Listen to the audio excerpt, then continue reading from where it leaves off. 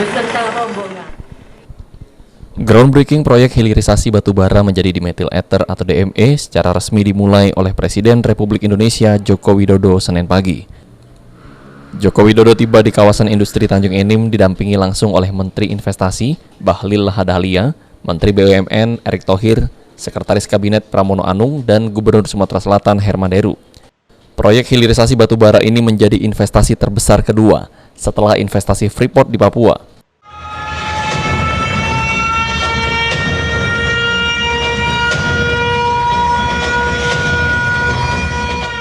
Investasi sebesar 15 miliar dolar Amerika Serikat atau sebesar 210 triliun rupiah ini dilakukan oleh perusahaan Air Product asal Amerika Serikat dengan lama pekerjaan selama 30 bulan untuk menjadi dimethyl ether. Nantinya dimethyl ether tersebut akan digunakan menjadi gas LPG oleh masyarakat, sehingga bisa menekan impor LPG sebesar 60 triliun rupiah per tahun. Dalam sambutannya, Presiden Republik Indonesia Joko Widodo mengungkapkan, selain untuk menekan angka impor, proyek hilirisasi batubara ini akan mampu menciptakan lapangan kerja sebanyak 12.000 hingga 13.000 lapangan pekerjaan secara langsung. Yang dirubah menjadi DME. Hampir mirip dengan LPG, tadi saya sudah melihat bagaimana api kalau yang dari DME untuk memasak dan api yang dari LPG kalau untuk memasak. Sama saja.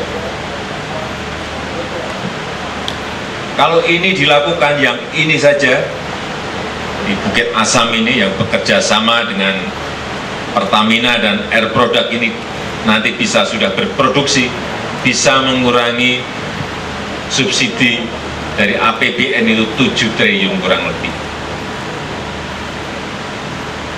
Kalau semua LPG nanti di stop dan semuanya pindah ke DME, duit yang gede sekali, 60-70 triliun itu akan bisa dikurangi subsidinya dari APBN.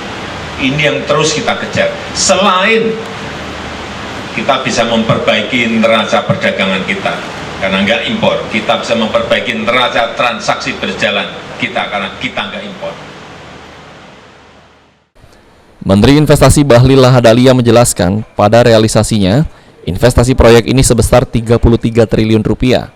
Selain itu, proyek gasifikasi ini membuat Indonesia mampu menghasilkan gas LPG secara mandiri. Pekerjaan ini Bapak Presiden akan menghasilkan lapangan pekerjaan 12.000 sampai 13.000 dari konstruksi yang dilakukan oleh Air Product. Kemudian kurang lebih sekitar 11 sampai 12.000 dilakukan di hilir oleh Pertamina. Ditambah lagi begitu existing berproduksi lapangan pekerjaan disiapkan yang tetap 3.000. Itu yang langsung Pak. Tapi kalau yang tidak langsung, kontraktornya, subkontraktornya, multiplier efek itu bisa 3-4 kali lipat dari yang ada. Presiden Republik Indonesia Joko Widodo memerintahkan proyek hilirisasi batubara seperti ini ke depannya dapat turut dilakukan di daerah-daerah Indonesia lainnya, terkhusus yang mempunyai komoditi batubara. Okta Alfarisi, PAL TV.